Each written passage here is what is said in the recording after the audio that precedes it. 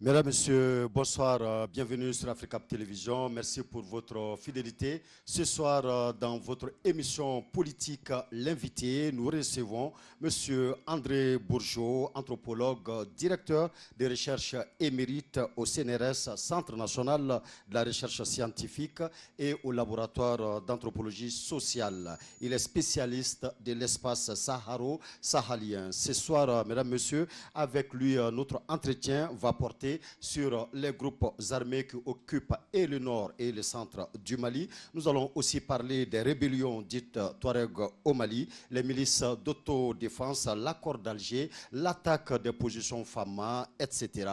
Installez-vous donc, mesdames, messieurs. Nous partons avec 1 heure d'échange avec notre invité, une fois de plus, qui est monsieur André Bourgeot. Monsieur Bourgeot, bonsoir. Oui, nous pouvons l'applaudir. Nous pouvons l'applaudir. Merci, merci beaucoup. Monsieur Bourgeot, bonsoir et bienvenue. Bonsoir, merci beaucoup. Merci surtout à vous d'avoir accepté notre invitation. Merci de m'avoir invité et merci aussi à l'auditoire parce que je suis agréablement surpris. Il y a une immense majorité de jeunes, donc ça veut dire que la relève est déjà assurée. Donc merci de votre présence et puis peut-être que par la suite on aura des échanges un peu plus informels. Certainement, ouais. après l'émission, certainement. Après l'émission, oui. D'accord. Et par rapport à votre présentation toujours, alors moi je suppose que j'ai eu une présentation assez sommaire. Alors avez-vous des éléments biographiques à ajouter? Oui, quelques éléments biographiques au niveau des différents terrains d'études que j'ai effectués ces 10-15 dernières années. Ma carrière a essentiellement porté sur l'espace saharo-sahélien, d'abord dans l'extrême sud algérien, ensuite dans le septentrion nigérien, plus particulièrement dans le massif montagneux de l'Aïr, bien sûr dans dit Hadar des Iforas, dans le Gourma malien. Et au bout d'un certain temps, j'ai éprouvé le besoin, dans le cadre d'une approche comparative, de changer un peu de terrain en termes culturels. Et donc je me suis élargi en Asie centrale, plus particulièrement au Kyrgyzstan, et ensuite en Sibérie orientale, et puis aussi en Mongolie, plus particulièrement dans le désert de Gobi. Alors pourquoi cette approche comparative? Parce que l'anthropologie a des prétentions à l'universalisme. Et pour atteindre cet universalisme, la démarche fondamentale des anthropologues, c'est de s'appuyer sur des comparaisons. Les comparaisons m'intéressaient parce que toutes les sociétés que je viens de citer ont évolué dans des systèmes politiques complètement différents. Donc il m'importait de savoir quelle était l'influence de ces systèmes politiques sur les sociétés de pasteurs nomades, puisque c'est surtout sur les sociétés de pasteurs nomades et d'agro-pasteurs sur lesquels j'ai travaillé. D'accord. Et par rapport au Mali, depuis quand vous vous intéressez au Mali? J'ose pas le dire. Il y a des jeunes filles, je peux pas dire comme ça depuis combien de temps. Mais en tout cas, c'était pas avant-hier. C'était il y a quelques décennies et plus précisément, je crois, ça devait être en 1971 ou 1972. À l'époque, l'Adar, enfin le septentrion malien était interdit. C'était une dizaine d'années après la révolte Touareg de 1963-64. Donc les autorités politiques de l'époque avaient fermé tout ce septentrion-là aux étrangers. Donc on m'avait demandé de faire une étude sur la relance des coopératives d'élevage, les coopératives d'élevage qui avaient été mises en place par le président Modibo Keïta. On m'a informé de la situation en me disant, vous savez, le Nord c'est aussi une zone pénitentiaire, donc vous serez nécessairement sous la protection et encadré par un goumier. Je crois que le vocabulaire goumier n'est pas très connu des jeunes actuellement. Donc les goums, c'était on peut dire, police du désert, si vous voulez. Donc c'est dans ces conditions-là que j'ai pu faire toute la tournée sur l'ensemble du septentrion, pas du septentrion, mais de l'Adar des Iforas. D'accord, vous partez, vous revenez, vous partez, vous revenez. Voilà. Alors vous êtes là présentement et quelles sont les raisons en fait de votre actuel séjour au Mali? Alors je suis dans le cadre d'une mission au CNRS, donc Centre national de la recherche scientifique, sur 3 thèmes. Un peu dans le désordre. Le premier thème, c'était de procéder à une enquête anthropologique sur les enfants soldats. Très difficile, c'est-à-dire que j'ai eu des documents de type administratif, mais ce n'est pas possible pour moi, pour des raisons d'ailleurs que l'administration m'a dit, que ce n'est pas possible que je fasse une enquête directe avec les enfants soldats. Ça veut dire que je suis obligé de passer par le psychologue, qui lui, je ne sais pas encore fait, mais qui lui me donnera son point de vue sur les enfants soldats.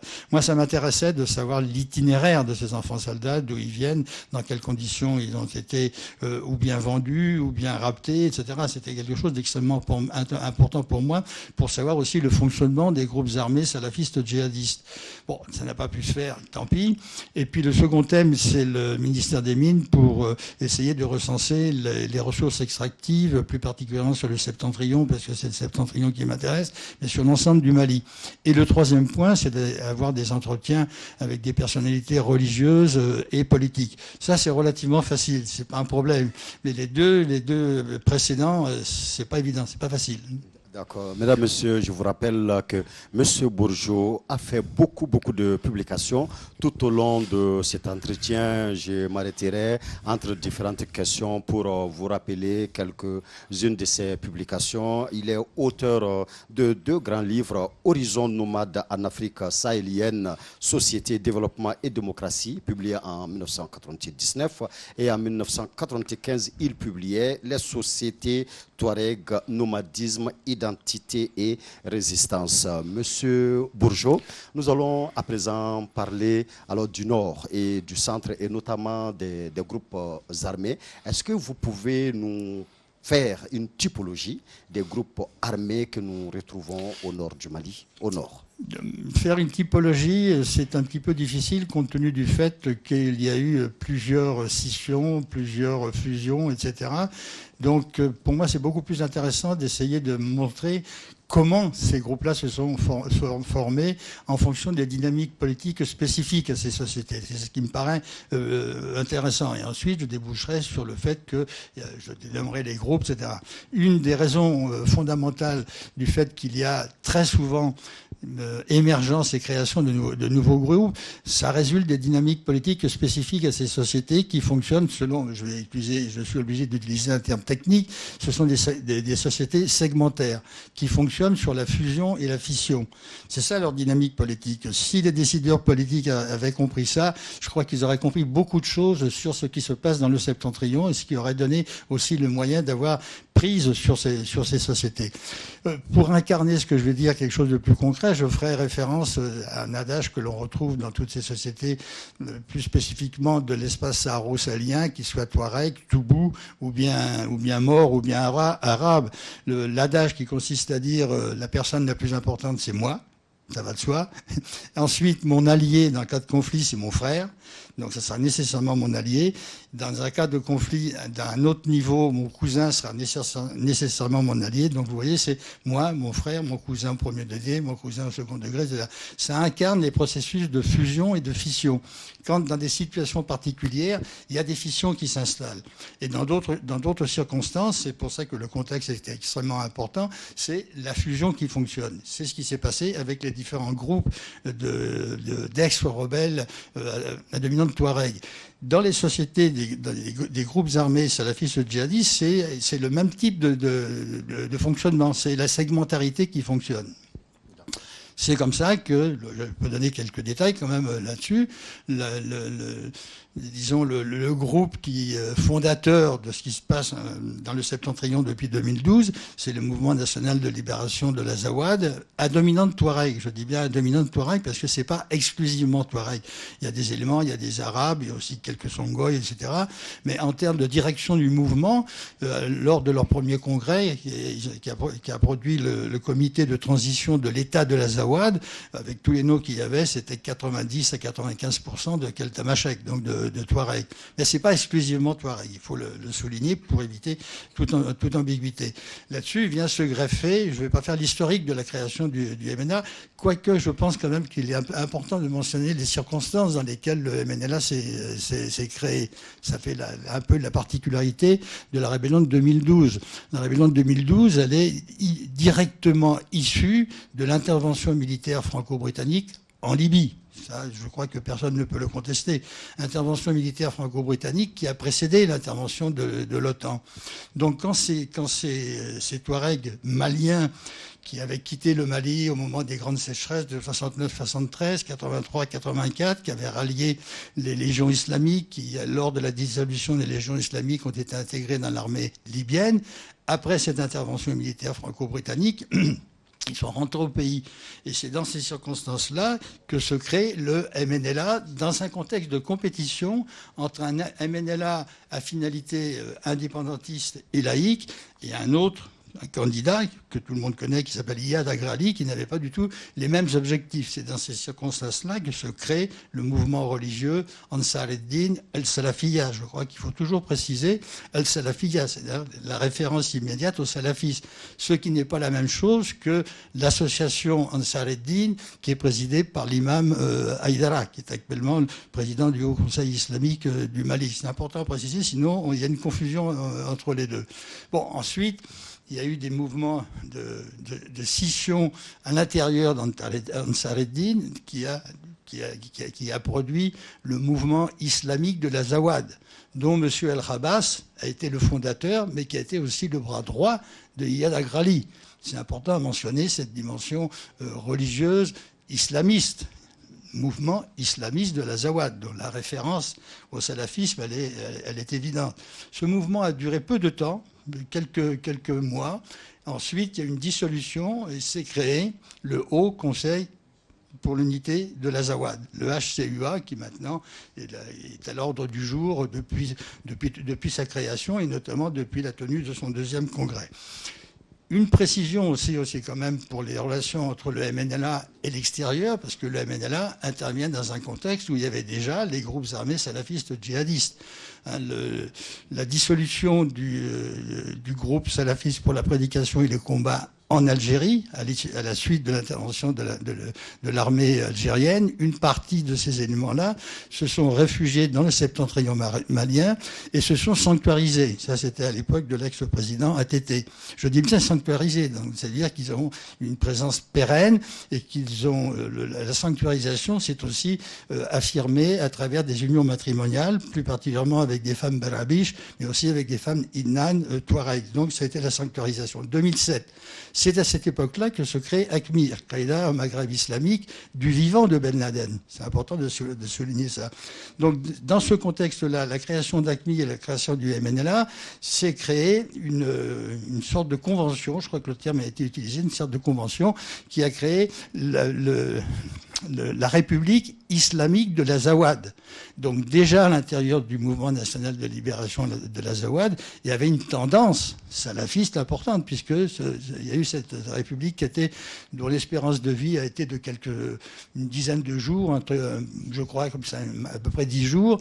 Donc la tendance dominante au sein du MNLA laïque et indépendantiste, c'est important à considérer que nous, on ne pouvait pas accepter ce genre de choses. Donc vous voyez, c'est des situations extrêmement compliquées. Je ne sais pas si j'ai réussi à présenter ça d'une manière claire, mais si ce n'est pas clair, ce que je veux bien montrer, c'est la complexité des choses et que dans une telle complexité, il ne faut pas réduire les choses ou avoir des discours trop globalisateurs. Justement, extrêmement complexe et très difficile à comprendre. Pourtant, il nous faut comprendre, M. Bourgeot, quand nous regardons ces nombreuses créations, quand nous regardons alors ces alliances entre ces différents groupes, des fois, souvent autour des objectifs plus ou moins immédiats, quand nous regardons en fait cette dislocation et puis ces recompositions, ça nous fait penser souvent à une main invisible derrière tous ces groupes-là, la même main pour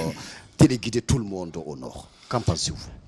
Alors, je ne pense pas que ce soit le résultat d'une main cachée. Je reprends ce que je disais au début de mon intervention, que c'est plus le résultat de dynamiques internes spécifiques à ces sociétés-là qui font en sorte que les problèmes de fusion et de fission sont des dynamiques spécifiques qui les caractérisent. Alors, qu'il y ait derrière des gens qui soutiennent ou qui ne soutiennent pas, ça c'est autre chose. Mais c'est pas le résultat de main de l'extérieur, même s'il y a des soutiens au moment de la création. Vous faites référence lorsqu'il y a émergence de nouveaux groupes. L'émergence de nouveaux groupes, elle est fondamentalement axée sur ces dynamiques spécifiques qui sont un petit peu déroutantes pour nous avec nos catégories occidentales, avec la manière dont on se représente les sociétés.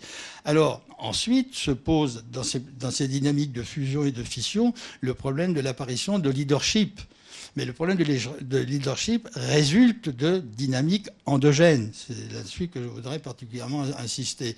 Dans ces circonstances-là, ça n'élimine pas pour autant des alliances qui viendraient de l'extérieur. Et ces alliances qui viennent de l'extérieur sont extrêmement difficiles à détecter. C'est une des raisons pour lesquelles, moi, tant que je n'ai pas de preuves concrètes, ça m'est difficile de dire il y a une main cachée. Donc la main cachée, ça ne participe pas, si vous voulez, de mes analyses. Même si elle existe, je n'ai pas capacité à la détecter. Je ne sais pas si elle a 4 doigts ou si elle a 5 doigts. Donc j'en parle pas. D'accord, merci. Alors, mesdames, monsieur Bourgeot est auteur, entre autres, d'articles tels que La poudrière malienne dans la revue Diplomatie, numéro 56, publié en 2012. Il est auteur également de l'article Le Maghreb et son Sud vers des liens renouvelés, 2012. Rébellion et djihadisme dans le septentrion malien, dans le Mali entre doute et espoir. Et réflexion sur la nation à l'épreuve de la crise du Nord, chez les éditions Tombouctou, publié en 2012. Monsieur Bourgeot, ça nous amène à nous intéresser aux rébellions dites Touareg.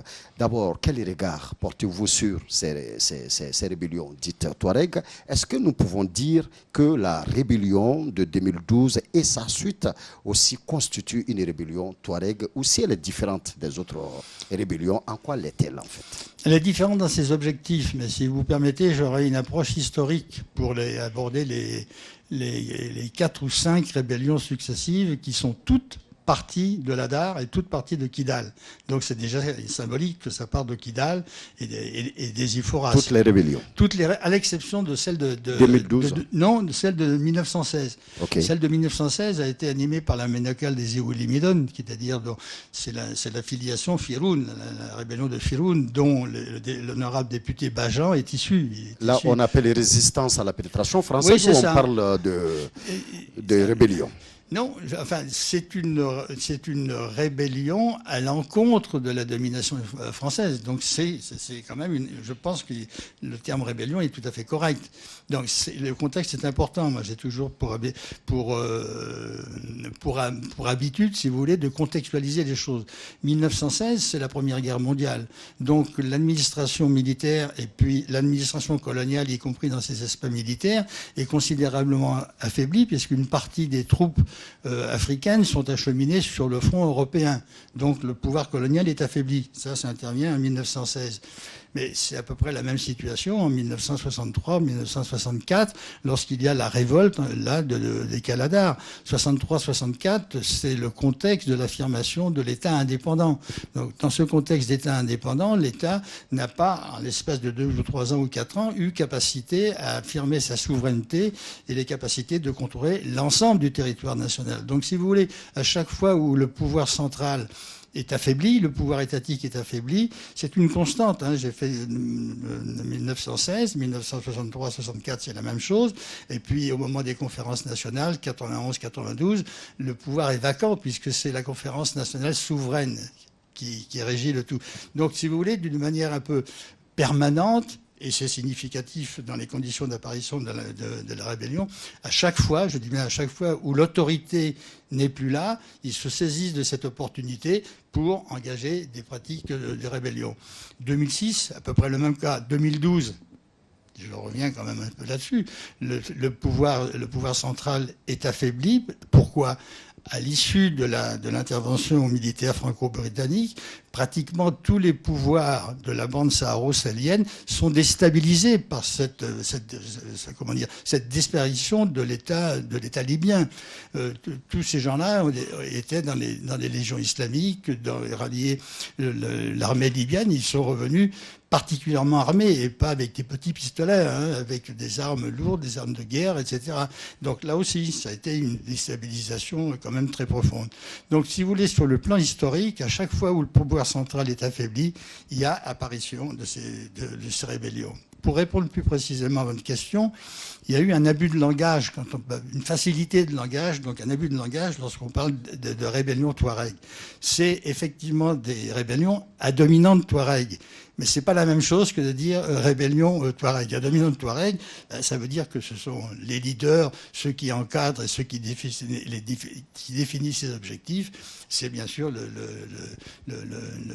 les éléments tamashek qui appartiennent aussi à des tribus, pour utiliser un vocabulaire un petit peu trivial, un petit peu journalistique. D'accord. Et en même temps, beaucoup de gens se posent une question. D'où proviennent toutes ces armes dont disposent ces différents groupes armés? Vous faites référence à celle-ci ou bien globalement? De tous les temps. Globalement, celles de 63 et 64, elles se caractérisent par un armement assez comment dire, pas particulièrement efficace. De mon point de vue, j'établirais une distinction entre révolte et rébellion. La révolte de 63-64 n'a pas été particulièrement bien pensée, y compris dans sa dimension politique. Et puis l'armement, c'était un armement désuet, c'était pas des grands trucs. Ce qui n'est pas le cas en 2012. En 2012, c'est un armement quand même particulièrement sophistiqué. Alors d'où il provenait? 2012, c'est quand Kadhafi a été tué, que les ouvertures, tout l'armement comme ça était ouvert. On pouvait se le procurer et ils sont revenus avec tout cet armement. Et en 2019 encore? Comment? Et en 2019, ces armes proviennent d'où? Bon, moi, je ne peux pas affirmer catégoriquement. J'aurais plutôt une approche comment vous dire, on ne peut pas se procurer des armes dans le contexte actuel sans avoir, pour les groupes armés salafistes djihadistes, sur le problème des rançons. Les rançons sont utilisées pour l'achat d'armes. En ce qui concerne les groupes armés non... les groupes qui ne dépendent pas de l'islam armé, il y a le problème de la drogue. La drogue est un élément extrêmement important dans le septentrion. Ceux qui peuvent contrôler l'acheminement de la drogue, ils gagnent quand même beaucoup d'argent. C'est aussi avec cet argent qu'ils peuvent acheter des armes. Donc j'aurais tendance à établir des relations de type organique entre le trafic de drogue ou toutes les drogues illicites, pour ne pas parler uniquement que de la cocaïne, la cannabis aussi, et puis bien d'autres choses. Et c'est avec ce moyen-là qu'on se procure des armes. Par ailleurs, il doit y avoir aussi probablement un acheminement d'armes clandestin, mais si c'est clandestin, c'est difficile à déterminer. Donc je dirais deux choses, surtout le trafic de drogue et puis les rançons. Mais parmi nous, peuvent passer ces armes au-delà de la ligne. Quand nous regardons le nord, c'est quand même carrément enclavé. Oui. Passer des pays pour arriver au nord. Oui, nécessairement, oui. Mais si on prend l'exemple de la drogue, on sait que la drogue, elle vient du sud, c'est-à-dire de la Guinée. À l'origine, c'est surtout le Venezuela, et puis ensuite, ça débouche sur la Guinée, et c'est acheminé ensuite par voie terrestre ou par voie aérienne. Rappelez-vous quand même le air cocaïne. Donc là, c'était acheminé. Je crois qu'à l'époque, on parlait entre 7 et 10 tonnes de cocaïne. 7 et 10 tonnes de cocaïne, c'est des fortunes colossales.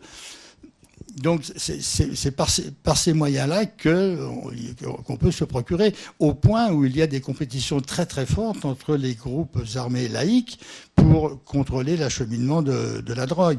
Chose importante, parce que j'ai un peu travaillé là-dessus, contrairement à ce que l'on pense, les axes d'acheminement, c'est pas le sud vers le nord. Ça existe bien sûr, mais les nouveaux axes partent de l'ouest sur l'est, c'est-à-dire que ça passe par l'Égypte, Israël, et ça revient en Europe. Vous vous rendez compte l'immensité du circuit pour que ça revienne en Europe et puis ensuite par la suite aussi aux États-Unis. Donc tout ça, c'est contrôlé aussi par des groupes armés qui dans un cadre de compétition, si vous avez un groupe armé X, je ne vais pas nommer qui, achemine la drogue, le groupe Y va attaquer pour détourner, et inversement. Vous voyez les conditions dans lesquelles ça se passe. Donc c'est nécessairement des situations de conflit. C'est une des raisons pour lesquelles je fais un peu une transition ou un saut. Je pense qu'il y a des forces politiques et économiques qui n'ont pas du tout intérêt à la paix, dans ces circonstances-là, que les gens peuvent s'enrichir. Donc il y a des forces politiques importantes qui n'ont pas du tout intérêt à l'exemple de la paix. Justement, ce qui m'amène à la dernière question sur les groupes armés du Nord. Est-ce qu'ils soient indépendantistes, djihadistes, salafistes, qu'on les appelle comme on veut, est-ce que tous ces groupes-là ont un objectif en commun? Si oui, lesquels? Ah, je ne dirais pas qu'ils ont un objectif en commun. Même pas un Non. seul. Non, pas un seul, parce que les groupes armés salafistes djihadistes, l'objectif, c'est l'application de la charia et puis le khalifa, ce qui n'est pas le cas des groupes armés dits laïcs qui, eux, sont indépendantistes. Donc, qu'il y ait à un moment donné des intérêts convergents, oui, mais les objectifs sont quand même complètement différents. C'est la raison pour laquelle je ferai une distinction. Bon, la terminologie classique utilisée par les journalistes ou par tout le monde, c'est le terme terroriste.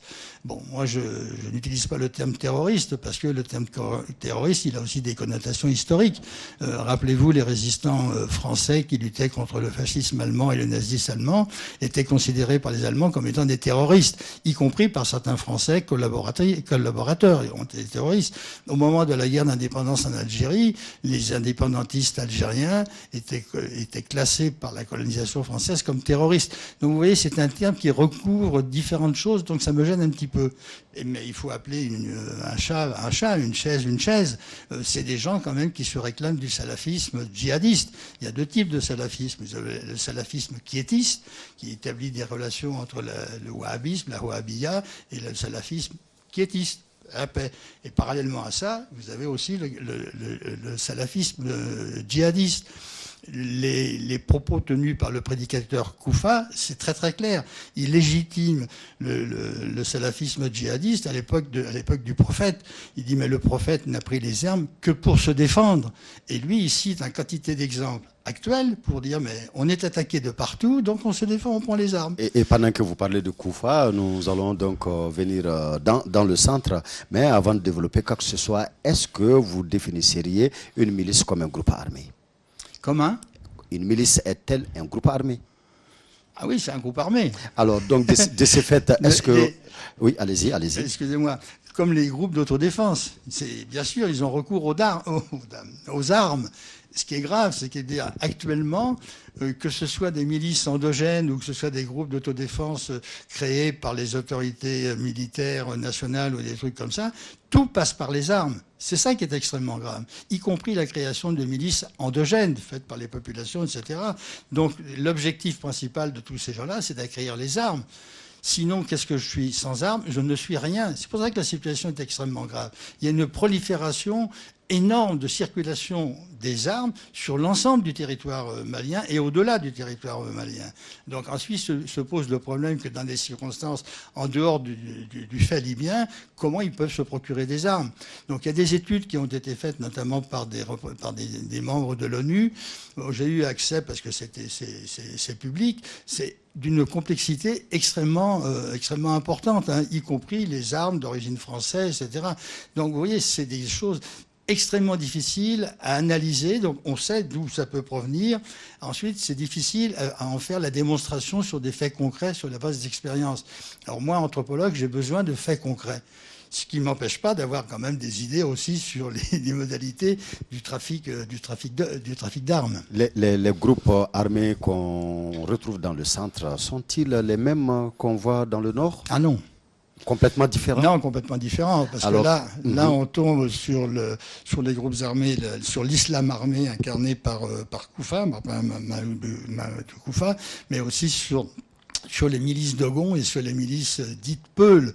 Donc, c'est des circonstances un peu différentes, même s'il y a des invariants entre la situation dans le septentrion malien et puis les situations politico-militaires qui prévalent dans le Massina. La constante, l'invariant, si vous voulez, entre les deux situations, c'est l'absence de l'État. Absence de l'État, ça veut dire dans le septentrion, zone de non-droit, encore maintenant c'est une zone de non-droit, et dans le Mali central, c'est sensiblement la même chose. Je crois que le recours à la notion de zone de non-droit a une validité opératoire pour dire ce qui se passe dans le Massina. Le Massina est un cas quand même un peu particulier parce qu'il y a eu des manipulations au niveau des référents ethniques entre les oppositions meurtrières, massacres entre Dogon et puis Peul. Donc il est très facile de faire des manipulations sur des bases identitaires. L'identité est une notion purement, exclusivement idéologique. Donc vous pouvez faire tout ce que vous voulez avec l'identité. Il suffit d'avoir un discours globalisateur, comme ça s'est passé récemment. On dit les Dogons, les Peuls, on assimile les Peuls à Koufa, on assimile les Peuls aux Mujao, et comme ça, on entretient les antagonismes dits ethniques. Très, très facile à faire ce genre de manipulation. Et donc, finalement, face à l'absence de l'État, les populations abandonnées à elles-mêmes n'ont eu recours qu'à des milices, qu'à créer des milices d'autodéfense. Est-ce que c'est une bonne chose, en fin de compte, la création de ces milices? Sur le principe, je ne pense pas qu'une milice ou qu'un groupe d'autodéfense soit bénéfique. Le problème est le suivant, c'est que dans les circonstances actuelles, comment contrôler les groupes d'autodéfense et les milices? Il n'y a aucun moyen de contrôle. C'est-à-dire qu'à un certain moment, ils obéissent aussi à leur propre logique. Donc, y compris les groupes d'autodéfense qui se disent loyalistes par rapport au pouvoir central. Mais excusez-moi de vous interrompre. Avant de parler de comment les contrôler, mais est-ce que ces milices n'étaient-elles pas nécessaires? On peut penser que dans certaines circonstances, elles compensent des carences. Donc c'est important de mentionner que c'est des carences qui sont compensées. Est-ce qu'il y a d'autres moyens pour compenser ces carences? Vous me posez une question délicate, mais je ne la ferai pas. Je dirais que dans certaines circonstances, en définitive, s'il n'y a pas d'autre solution, on est obligé de passer par là. Mais il y a quand même des différences entre des milices qui sont organisées par les populations locales pour se défendre, et différemment des milices ou des groupes d'autodéfense qui sont organisés par l'État. C'est deux choses complètement différentes. Alors ensuite, on peut dire, mais comme l'armée malienne n'était pas en état de se battre suffisamment, elle a utilisé les groupes d'autodéfense. Dans le contexte actuel, ma position est la suivante. Il faut la dissolution de tous les groupes, de tous les milices et de tous les groupes d'autodéfense. Parce que sinon, ça revient à légitimer le bien fondé du recours aux armes pour pouvoir s'imposer. Et ça ne peut qu'entretenir que des divisions et que des massacres. C'est ça le gros problème. Donc, dans le contexte actuel, il n'y aurait pas de bons groupes d'autodéfense, de bonnes milices et de mauvaises milices ou de mauvaises non. Je ne crois pas. Maintenant, est-ce qu'il y a une volonté politique pour dissoudre toutes ces milices-là? Le problème est le suivant. Quand vous avez un accord de paix qui est signé avec des groupes armés qui n'ont pas déposé les armes avant de signer les accords de paix, vous vous dites, mais alors, qu'est-ce qu'il faut faire? Pour se faire respecter, il faut avoir les armes. Donc finalement, avant de parler de quelque paix que ce soit, il faut vraiment un DDR effectif. Absolument, oui. Donc DDR, ça renvoie quand même aussi à la rébellion et puis au contenu des accords de paix. C'est ça qui y a derrière. Moi, je vais au-delà. Je dis que dans la situation actuelle, il faut la dissolution de tous ces groupes armés. Il faut nécessairement un contrôle sur les armes. S'il n'y a pas de contrôle sur les armes par le pouvoir central, c'est la porte ouverte à tous les abus fondés sur l'utilisation des armes. Ouais, mais et ça va à l'encontre de la paix. D'accord, mais comment le pouvoir central peut-il même contrôler toutes ces armes-là qui circulent partout, oui, étant complètement absent dans certaines zones? Comment vous voyez la possibilité pour le pouvoir central de contrôler ces armes-là dans cette situation actuelle? Bon, il y a quand même possibilité. Il y a une armée malienne qui est là. Donc, elle est où? Elle est aussi dans le centre. Le problème, c'est qu'elle intervient trop souvent, tardivement. Et puis, il y a le problème des exactions. Je crois qu'il ne faut pas se voiler la face. Il y a une crise de confiance énorme dans ce pays. Et ce n'est pas simplement sur les civils, c'est une crise de confiance aussi par rapport à l'armée.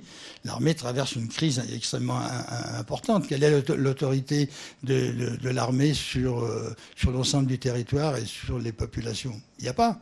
Donc cette crise-là, elle se manifeste aussi au niveau local. Moi, ce que je lis depuis Paris, c'est que quand il y a des massacres qui se perpétuent et que les groupes armés arrivent plusieurs heures après le massacre, alors que quelquefois, on sait très bien qu'il va y avoir massacre. Donc là, il y a manifestement quelque chose qui ne va pas. Alors qu'il y a possibilité, si on prend l'exemple d'Indeliman, il semblerait qu'il y avait des informations qui permettaient d'envisager le massacre qu'il y a eu à Indeliman. Personne n'est intervenu. Donc vous voyez, c'est des choses extrêmement compliquées et pas très propres. Oui, justement, et par rapport à l'attaque ou aux nombreuses attaques des positions FAMA, une grande partie de l'opinion malienne n'arrive plus du tout à comprendre que ces attaques puissent continuer malgré la présence des forces telles que Barkhane au Mali. Qu'en pensez-vous? Ouais, ben je pense que le constat, il est pertinent. Hein. Moi, j'irais même un peu plus loin. Si vous prenez en termes, cette fois-ci, de statistiques quantitatives, il y a grosso modo à la louche 4500 militaires de Barkhane. Du côté de la MINUSMA, environ 15 000. Les FAMA, je crois qu'ils sont quelques milliers aussi. Disons donc entre plus de 20 000 militaires étrangers et nationaux qui ont en face d'eux, d'après les statistiques qui circulent sur la toile, 1500 à 2000 moudjahidines, c'est-à-dire islam armé, groupes armés, salafistes, djihadistes. Avec tous les moyens techniques dont dispose Barkhane, il est quand même assez surprenant que Barkhane n'ait pas réussi à enrayer le développement de ces groupes armés. C'est un constat. Je l'ai dit lors de mes conférences auprès des militaires en France. Je tiens exactement le même type de discours. Comment je peux comprendre qu'avec des drones qui sont susceptibles de localiser les camps d'entraînement des djihadistes, de deux choses l'une, où ils peuvent le localiser ou ils ne peuvent pas le localiser. S'ils ne peuvent pas le localiser avec du matériel technique tel que les drones, c'est quand même un peu inquiétant. Donc ils sont en mesure de le localiser. Si on peut le localiser, il faut bombarder. Il n'y a pas 36 solutions pour éradiquer les... Il faut créer des rapports de force politico-militaires. Donc après, effectivement, enfin, moi, ça m'interpelle. À plusieurs reprises, j'ai manifesté officiellement le fait que ça me dérangeait quelque part. Les militaires français me comprennent. Ils disent oui, ils me disent pas oui, on se met à votre place, mais ils me répondent pas à ça. Pareil, lorsqu'on me dit Iyad, il est en Algérie, c'est un général qui me dit on peut le localiser, il est en Algérie. Ah bon, d'accord, il est en Algérie, vous pouvez le localiser en Algérie, pourquoi vous ne pouvez pas le localiser au Mali avec les mêmes moyens?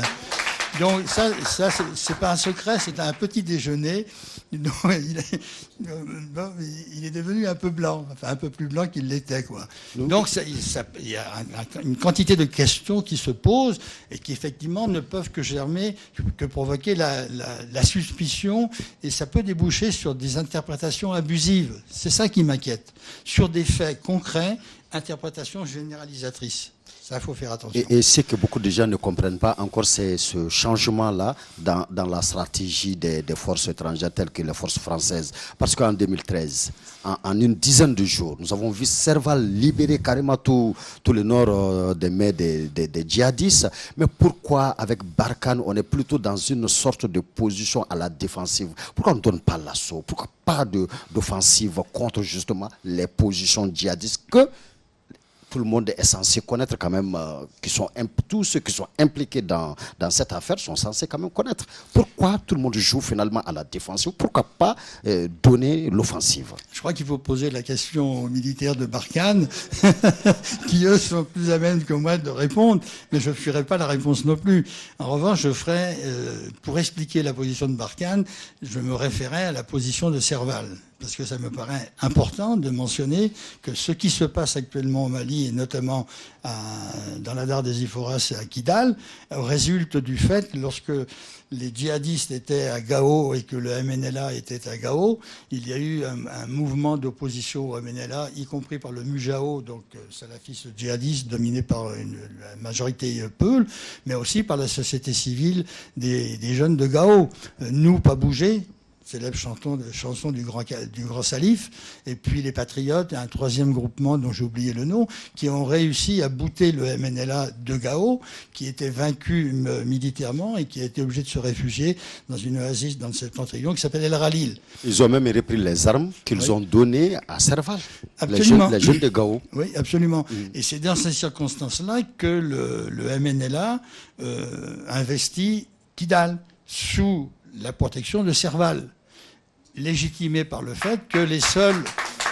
Je ne cherche pas des applaudissements, hein, c'est connu, j'ai déjà dit à plusieurs reprises, mais ça n'a jamais été démenti.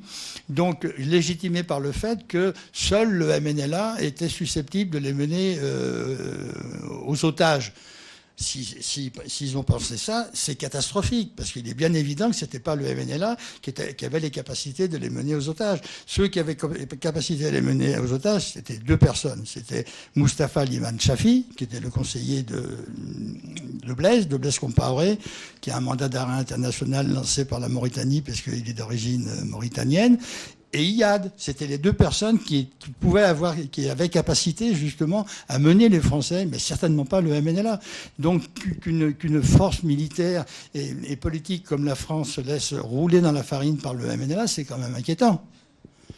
Donc, est-ce que, par exemple, le Mali, au jour d'aujourd'hui, peut s'inspirer du cas burkinabé, les présidents qui appellent tous les patriotes à aller dans l'armée pour défendre leur patrie? Est-ce qu'une telle solution est viable au Mali, selon vous? C'est très, très difficile au Mali. Je vais vous citer un exemple. Il y a des exemples, deux ou trois exemples au Burkina Faso.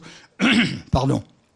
Où il y a une collaboration, une sorte de complicité avec certains éléments villageois et l'armée burkinabé. Ce n'est pas le cas au Mali. Certains éléments de l'armée malienne ont commis des exactions. Donc il y a une grande crise de confiance aussi dans les militaires maliens.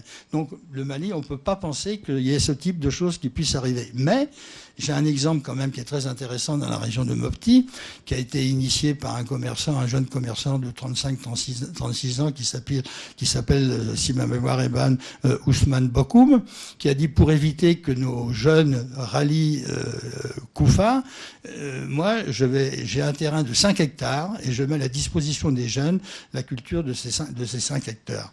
Et il s'appuie sur une association qu'il a créée, c'est l'association des prédicateurs pour l'unité et pour la paix, qui fonctionne très bien. Donc c'est un modèle à imiter.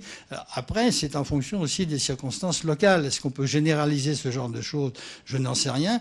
Mais si cette chose-là qui est faite, c'est quand même quelque chose de symbolique extrêmement important. Ça veut dire qu'on ne pourra rien faire sans l'appui des populations.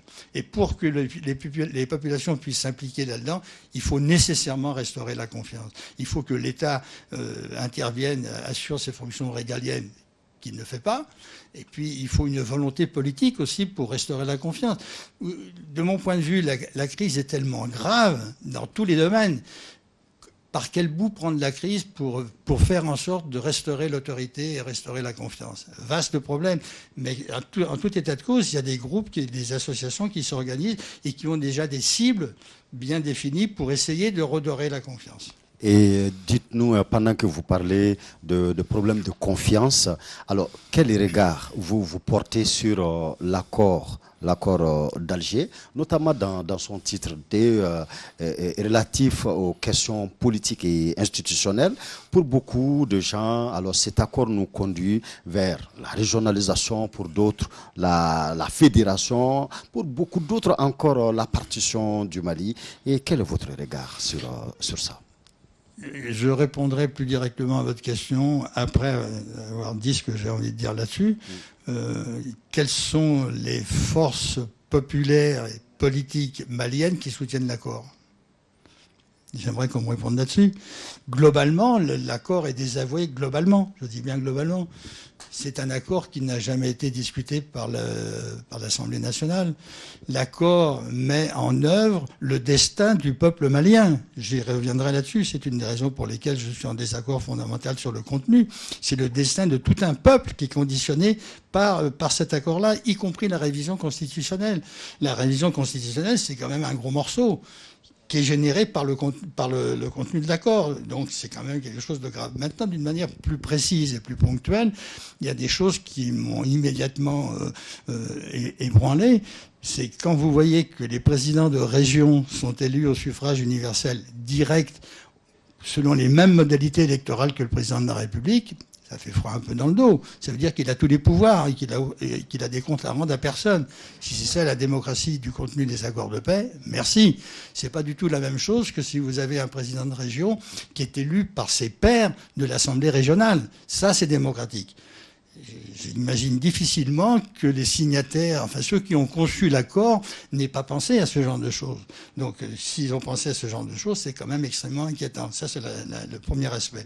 Le second aspect, qui est fondamental de mon point de vue, le second aspect, c'est la légitimation de la justice musulmane. Les cadis ont leur rôle à jouer. Ils ont des rôles à jouer importants. Mais si un État se dit république laïque, il faut qu'il aille jusqu'au bout. Or là, ils ont conféré un pouvoir juridique à des cadis. Donc c'est une reconnaissance aussi d'une forme de justice musulmane qui est particulière. Les cadis, ils jouent un rôle important. Hein. Quant à leur conférer les mêmes pouvoirs qu'un juge, ça c'est autre chose. Donc quelque part, ça gêne des trucs. Ensuite, c'est pas une décentralisation poussée, c'est une régionalisation. La régionalisation, c'est pas du tout la même chose. C'est-à-dire, c'est la création de régions-États. Ces régions-États vont fonctionner d'une manière totalement autonome, puisque vous avez un président de région qui n'a des comptes à rendre à personne, certainement pas au président de la République du nouvel État. Donc, si je fais le lien entre tout ça, les modalités électorales du président de région, la régionalisation, un découpage territorial qui n'est pas encore fait, mais qui ne pourra pas faire l'économie de la dimension ethnique. C'est ça qui est grave. C'est-à-dire, c'est le contenu des accords de paix, c'est l'institutionnalisation des rapports d'inégalité. C'est nécessairement des régions qui ne recèlent pas les mêmes capacités, les mêmes richesses. Je n'ai pas vu dans les accords de paix une structure transversale qui serait susceptible de créer les conditions d'une redistribution. Donc c'est quand même quelque chose d'extrêmement grave. Et puis enfin, l'analyse que l'on peut faire sur le contenu de ces accords de paix, c'est le délitement, voire la disparition de l'État unitaire ou de l'État-nation. Donc ça contient les germes de mise en place de processus de fédéralisme particulier. Alors, le fédéralisme est un mode d'organisation de politique comme un autre. Mais pour que le fédéralisme fonctionne, il faut des États extrêmement forts. Je dis bien des États extrêmement forts. Est-ce que l'État malien est un État extrêmement fort ? Certes pas. Donc c'est la porte ouverte à tous les abus et ça ne peut être que générateur de conflits. Et générateur de conflits sur des bases ethniques. Si on prend l'exemple ce qui se passe actuellement de le Massina, on voit bien qu'à un degré moindre, c'est très très facile de faire des manipulations pour dresser, avec un discours globalisateur les uns contre les autres. Donc vous conclurez que certaines clauses de cet accord sont à réviser ? Ah, j'irai plus loin. Oui, allez-y alors. J'irai plus loin. Je dis que si effectivement il n'y a pas un aménagement structurel, je dis bien structurel, il existe, donc il faut le prendre en compte. Mais je dis pas sur des petites améliorations. Jusqu'à présent, le président de la République, Ibrahim Boubacar Keïta, a fait référence à l'opportunité de modification. Il s'est bien gardé de dire concrètement quoi. Moi, ce que je vous dis, c'est quelque chose de très concret. On ne peut pas toucher la Constitution de 92, ça veut dire qu'on ne peut pas appliquer le contenu des accords de paix, c'est ça que ça veut dire. Hein. Les accords de paix, c'est une transformation générale de l'organisation politique sous sa forme d'État-nation ou d'État unitaire. Ensuite, on peut réfléchir, est-ce que la notion sociologique, sociopolitique de nation est pertinente encore actuellement ? La nation malienne en a tellement pris... vous voyez ce que je veux dire, dans le nez, que c'est difficile actuellement. Comment redorer le vivre ensemble, pour parler un petit peu bêtement, vivre ensemble, ça ne veut pas dire grand-chose. Hein. Est-ce qu'il y a possibilité de recréer une nation malienne après tout ce qui s'est passé? Là, il va falloir des années, je dis bien des années. Est-ce qu'il ne serait pas pertinent aussi qu'on réfléchisse sur la manière de restructurer la nation malienne dans un contexte issu de celui de 2012, 13, 14 et 15 ? Et là, un exemple concret, les accords de paix signés depuis 2015, est-ce qu'ils ont ramené la paix 4 ans après? Non. Donc ça pose quand même problème. Un accord qui est signé pour la paix, 4 ans après, la paix n'est pas là. Et c'est encore beaucoup plus catastrophique qu'en 2015. Problème. D'accord. Merci. Mesdames, Messieurs, je vous rappelle que M. André Bourgeault est auteur de beaucoup de publications, des ouvrages, des livres, des articles. Je vous citerai volontiers d'autres articles dans le Marigot malien, dans la revue Diplomatie en 2019. La rébellion Touareg, une cause perdue, point d'interrogation, en 1996. Le nomadisme, un défi au découpage territorial au Mali en 2013. Le Mali, d'espérance en déliquescence dans Dynamique internationale publiée en 2017. Monsieur Bourgeault, alors nous allons maintenant parler d'une autre situation dans tout ça. Alors, On a vu Serval, on a vu Barkhane, ça ne va toujours pas. Minusmaïla, ça ne va toujours pas. On nous parle de Takuba. Parce que nous ne pouvons pas aller sans vraiment en parler. Avant de parler de Takuba, je voudrais dire ce que je voulais dire sur Barkhane. Et que ça a traversé mon esprit. Et puis, on a présenté, avec la situation dans le Massina, on a dit que Barkhane n'était pas destiné à intervenir sur le Massina. Bon, moi, bêtement, qu'est-ce que j'ai fait? J'ai pris mon ordinateur, j'ai retourné voir ce que disaient les objectifs de Barkhane. Barkhane a été fait pour lutter contre les groupes armés dits terroristes. C'était pas sectorialisé, c'était pas sur le septentrion, c'était sur l'ensemble du territoire. Alors, il faut pas quand même qu'on se moque de moi. En tout cas, j'aime pas qu'on se moque de moi en me disant non, on n'intervient pas parce que c'était uniquement le septentrion. C'est faux. Ils étaient là pour venir sur l'ensemble du territoire malien. Je constate, et ce n'est pas un jugement que je porte, c'était un échec. Au début, c'était simplement que le septentrion. Ensuite, ça proliférait à une allure extrêmement rapide, y compris sur les pays voisins. Donc, je dis, quelque part, c'est un échec. Alors maintenant, pour répondre à Takuba, je tiens à préciser, parce qu'il y a tellement d'abus de langage et de traduction, c'est que je suis fatigué de voir les trucs n'importe quoi. Vous avez eu,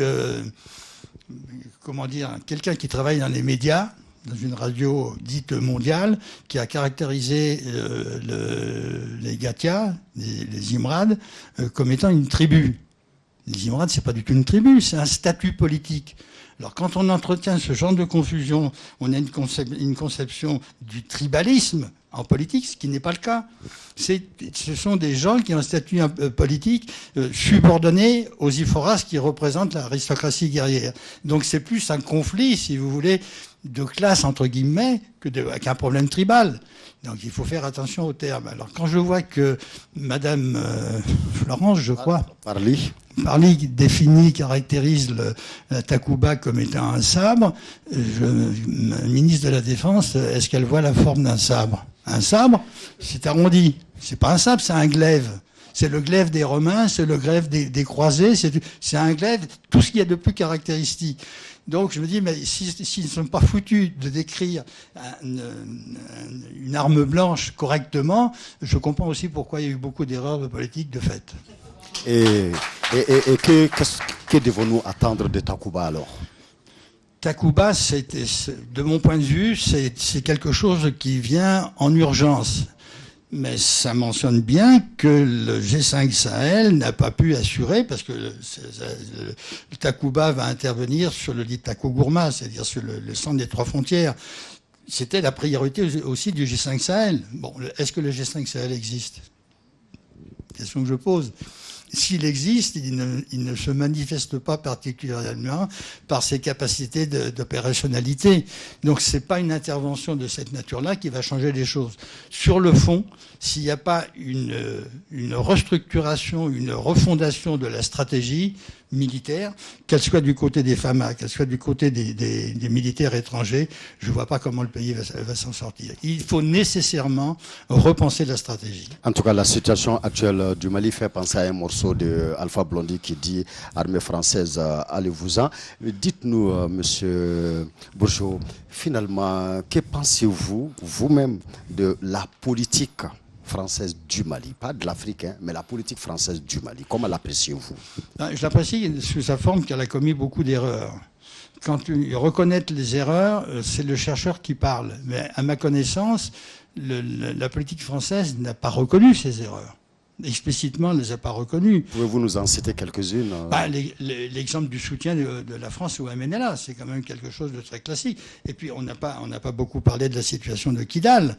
Mais Kidal, c'est une enclave particulière au sein du territoire malien. Donc, ça remet en cause l'intégrité territoriale que ces gens-là ont signé. Donc l'intégrité territoriale est malmenée au profit de la mise en place de plusieurs territorialités. Donc c'est un démantèlement du territoire national. Comment redorer un territoire national dans ce contexte actuel? La mise en œuvre de plusieurs territorialités, c'est aussi l'émergence de nouveaux pouvoirs autoproclamés. Je dis bien autoproclamés. Comment restaurer l'autorité dans des conditions comme ça? C'est grave. L'exemple de Kidal, moi, ça m'a révulsé. Quand le Kidal gère tout l'Adar et qu'une délégation du HCUA est reçue par le Pentagone. Bon, sauf erreur de ma part, je crois me souvenir que El Rabas était sur la liste des Américains qui le considéraient comme un terroriste. Dans la délégation du HCUA, M. El Rabas était là. Donc il y a une responsabilité quand même des autorités occidentales qui est grande. Quand le HCUA décide de dire on va appliquer la charia chez nous et puis on va délivrer des cartes d'identité aux Maliens, c'est quand même grave. Qui prend position là-dessus? Qui a condamné ça? Ni la communauté internationale, ni les Algériens, ni les Français, ni les Maliens. Donc ils sont cautionnés quelque part. Ce sont des gens quand même qui regardent des pouvoirs. Ils ont capacité à prendre des sanctions. Qui a pris des sanctions? Personne. Les autorités maliennes, excusez-moi, n'ont pas levé le petit doigt pour dénoncer ça. C'est grave. Quand vous avez aussi des représentants d'un haut niveau qui se rendent à Kidal, au niveau du Premier ministre ou au niveau du sommet, qui sont obligés de passer par des conditionnalités imposées par des ex-rebelles indépendantistes, où est-ce qu'on va? Où est-ce qu'on va? Vous comprenez aussi pourquoi je dis on est au bord du gouffre. Heureusement qu'on n'est pas encore dans le gouffre, parce que si on était dans... Je dis on, je ne sais pas pourquoi je dis ça, si on était dans le gouffre, on ne pourrait pas en sortir. Donc, en tout cas, pour en sortir, nous serons obligés quand même de faire des propositions, en tout cas à l'endroit des politiques, à l'endroit de la population. Mais dites-nous, Monsieur Bourgeot, avez-vous le sentiment que nos décideurs et autres hommes politiques prennent au sérieux vos conclusions, vos recommandations? Globalement, je vais vous dire, je vais utiliser une expression un peu vulgaire que tout le monde comprend, ils s'en foutent. S'ils avaient le souci de lire un peu ce que l'on écrit, peut-être que ça déboucherait sur des réflexions qui feraient en sorte que ça éviterait ce qui se passe actuellement. Mais en France, c'est la même chose. C'est relativement récemment, ça veut dire qu'il date de 4 ou 5 ans, où les autorités politiques et militaires ont découvert qu'il y avait des compétences de chercheurs sur les zones de conflit. Bon. 4-5 ans, les zones de conflit, voilà. C'est encore pire ici. Je crois que la classe politique n'a pas de réflexion spontanée sur ce qui se passe. Ils ont le nez dans le guidon, ils ont le souci de leur reproduction, de leur fonction. C'est ça qui est grave. Moi, d'une manière plus générale, j'ai été très surpris de la méconnaissance des réalités politiques du Nord. C'est-à-dire qu'il y a une coupure culturelle importante qui est instrumentalisée politiquement par les gens du Nord. Monsieur Bourgeot, plus que 3 minutes. Hein, bon oui, 3 minutes pour nous dire que faut-il vraiment pour sauver le Mali. Que faut-il faire pour sauver le Mali selon vous? Vous avez 3 minutes. 3 minutes. Bon, alors donc je vais être très synthétique. Je pense qu'on ne peut pas sauver le Mali si il n'y a pas possibilité de créer un grand mouvement populaire avec la société civile, avec les partis politiques et avec les religieux. C'est pas une utopie. Hein. Je insiste sur le fait de dire ça ne relève pas de l'utopie. Il y a possibilité de fédérer sur quelque chose, sur un objet bien concret. L'objet bien concret, c'est quoi? C'est le contenu des accords de paix. Ce contenu des accords de paix n'est pas du tout approprié par le peuple malien, du tout, ni par la classe politique, ni par personne, sauf par certains signataires. Donc, est-ce qu'il n'y a pas possibilité de créer ce grand mouvement populaire?